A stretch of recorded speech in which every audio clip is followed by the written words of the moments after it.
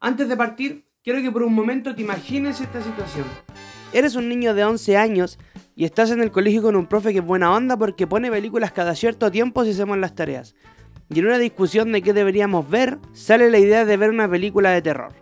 Todos quieren ver una película de terror porque aunque sean cabros chicos, por alguna razón ningún papá le da color con que sus cabros generen traumas con películas que no son para menores de edad. Pero filo, así es la weá, así que se elige una película de terror. Ese niño de 11 años, que no sé si se dieron cuenta, era yo.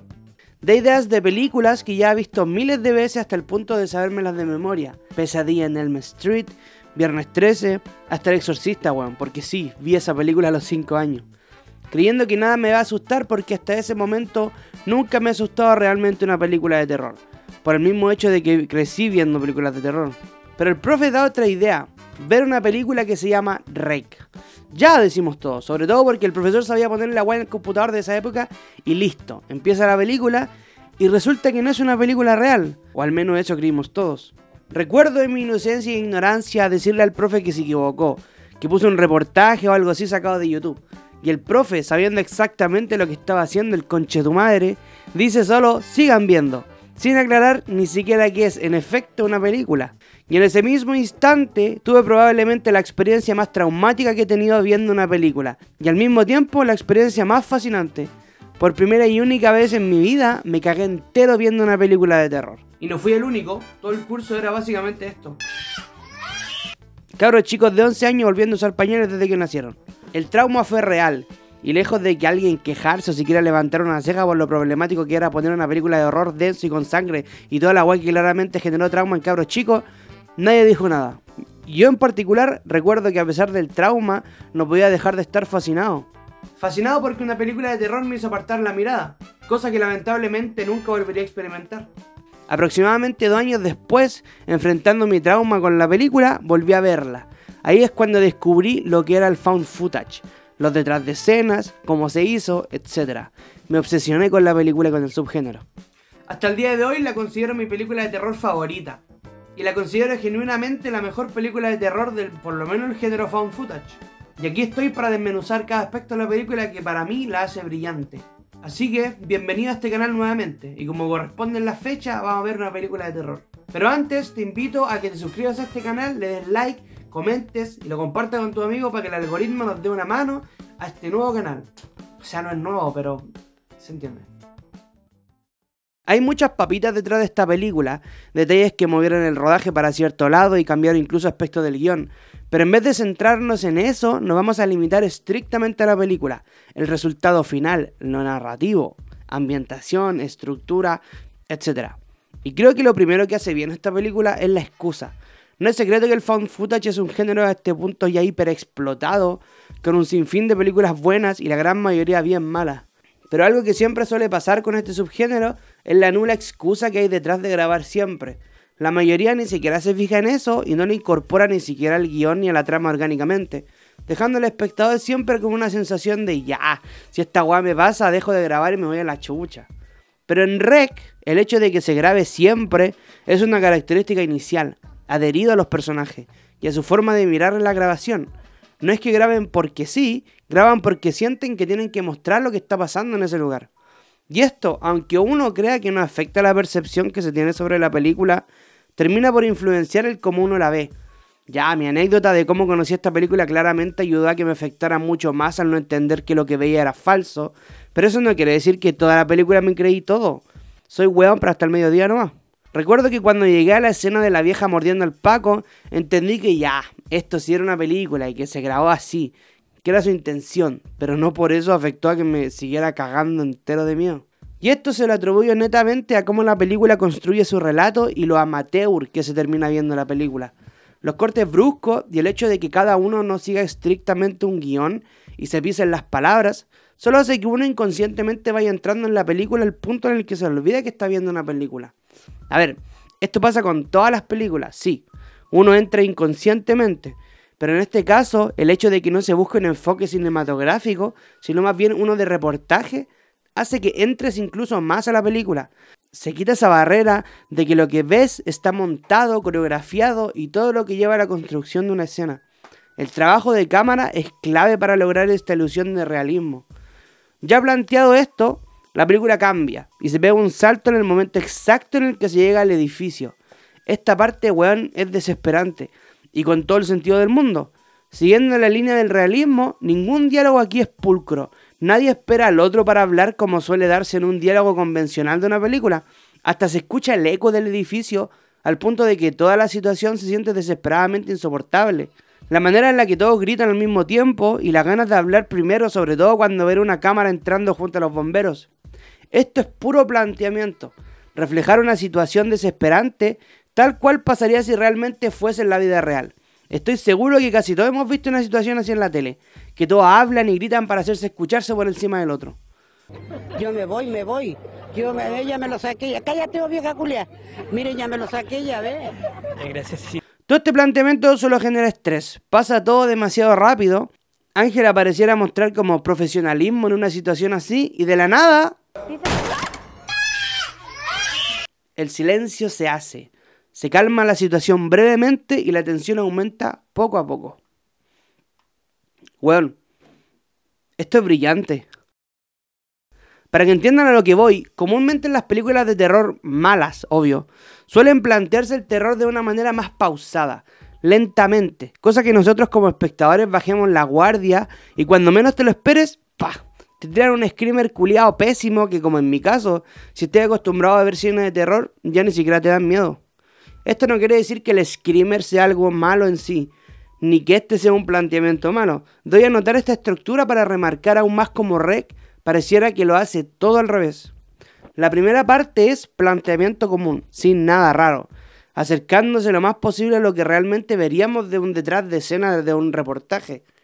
Cuando llegamos al edificio, los griteríos, la desesperación y como nadie se calla, hace que el screamer, si se puede decir así, corte de lleno el griterío y la desesperación para esta vez calmarnos y buscar la atención en el silencio. Lo que nosotros veíamos como algo tenso, con la escena de la vieja se corta de lleno. Ya no es solamente una situación desesperante, ahora es algo más. La imagen de esta vieja con la ropa llena de sangre y que este weón prenda el foco y se vea de cerca cómo está la señora, solo va marcando la extrañeza de la situación, hasta que pasa lo que ya todos sabemos. Y de nuevo, volviendo a cambiar de ritmo, todo se va a la chucha rápidamente, como si fuese una montaña rusa. La cámara sigue a los personajes bajando de la escalera. No los dejan salir, la gente grita nuevamente, la desesperación aumenta y la cámara no deja de moverse. Y otra vez... ¡Ay, coño de su madre! Otro de los aspectos que brillan son los personajes, que a pesar que en su mayoría son carne de cañón, no dejan de tener personalidad, cosa que también se agradece mucho. En esta parte donde la película se toma una pausa, también da el espacio para que conozcamos a cada personaje. Y bueno, puede que ame demasiado esta película y le rebusque cada detalle para tirarle flores, pero no es fácil hacer lo que hace. Apoyándose en la idea del reportaje, Ángela va entrevistando a cada uno de los inquilinos del edificio, cosa que remarca a cada personaje como uno muy diferente del otro. Tenemos a los viejos que, como típicos viejos ya súper ancianos, se pelean cada vez que hablan. La familia de los chinos que se pelea cada rato, el vecino que es cagüinero, la típica señora culiá pesada que exagera todo y amenaza con demandar. Hasta usan un espacio para hacer comedia. O sea, no es comedia en sí, pero sí da el espacio a que estos personajes muy particulares cada uno generen situaciones que te hacen reír. Cosa que de nuevo es súper inteligente como estructura narrativa. Soltar la tensión con humor es un recurso que cuando se ocupa de una manera correcta solo aporta el terror que se verá más adelante. Finalmente, la película se suelta después de esta parte, utilizando los mismos recursos ya establecidos. El terror no hace más que aumentar a los puntos de no parar, literal. Hay detalles muy bacanes que cuando uno los ve por primera vez no lo nota, como la colorización de la película va cambiando a una más amarillenta, más sucia, una más acorde a en qué punto se está en la trama. Otro detalle muy bacán es esta escena cuando entran por las llaves y el detalle del sonido, falseando como que golpean el micrófono y las voces se oyen entrecortadas. Bueno, maravilloso. Y obviamente el final. He escuchado muchas opiniones con respecto al final, no como termina la película en sí, sino en aspectos de trama, lore si se puede decir. Resulta que la infección zombie no es zombie estrictamente, es una demoníaca. Entendemos por el maravilloso trabajo de arte y esta parte con la grabadora, que el foco de la infección vino de una niña poseída, mezclando esta idea de una infección biológica con elementos religiosos. Cosa que si me preguntas a mí, es la mansa idea. Quizás no la mejor, pero es curioso como a nadie se le ocurrió antes juntar estos dos conceptos. A ver, ignoro si realmente pasó antes o no, siempre existe el caso, pero no uno suficientemente popular como para asociarlo a otra película. Me gusta esta idea, sale de lo convencional y le da una capa más de misterio a todo el asunto, más que solo ser una infección zombie más. Y nada que decir del monstruo final, weón, es horrendo, vea como lo veas. De hecho recuerdo de chico ver un detrás de escenas de cómo maquillaban al actor y recuerdo que me daba hasta cosa verlo así en HD. La película termina bien. No me agrada mucho ese cliché de que la arrastran, pero es una forma icónica de terminar la película. Todos vemos esta imagen y sabemos exactamente de dónde es. REC es una obra maestra. Es el resultado de hacer una película con la gente indicada en el momento indicado, con el presupuesto acotado que más que frenar situaciones, solo ayudan a que se puedan resolver de una mejor manera. A veces creemos que porque una película tiene más presupuesto o más gente trabajando, resulta mejor, cuando no siempre es así. Su secuela, REC 2, es más pulcra en este sentido. Se ve mejor, tiene mejores efectos especiales, pero por muy que intente replicar la sensación que generó la primera película, simplemente no puede. En parte porque aquí hay un enfoque más de cine, con diálogos más elocuentes, personajes y situaciones que se alejan del realismo que se generó en la primera película. No es mala ni cagando, es súper entretenida de hecho, pero esa ilusión, ese realismo que te hace entrar de una manera más inconsciente, se elimina aquí. Bueno, no es lo mismo. REC fue un fenómeno que dejó la caga en el mundillo del horror y generó cualquier plata. Un remake gringo que es más malo que la mierda y 3 películas más que si me preguntáis a mí, solo vale la pena ver la 2 para cachar qué pasa después. La 3 es una wea que jamás debió haber existido y la 4 tiene cosas interesantes, pero se aleja tanto de lo que fue REC que pasa a ser una película genérica de terror más. Y con esto termina el video. Sé que hay otro tipo de video, más como analizándola o conversando sobre ella, más que simplemente haciendo un resumen. Más que nada porque ya tengo un resumen de hace 3 años de la película, entonces repetirme es como... Y por último, suscríbanse, weones. Suscríbanse, conchetumares, denle like, porque se vienen más videos, conchetumares. Si tengo más tiempo, voy a poder hacer otro video de terror de este mes, pero no prometo nada. Principalmente porque estoy haciendo un video de The Wire, que weón, todo el mundo tiene que ver esa película. Dije película, weón, es una serie. Y aún debo el video de Razorhead, así que tenemos para rato. Así que suscríbanse. Suscríbete, weón, no.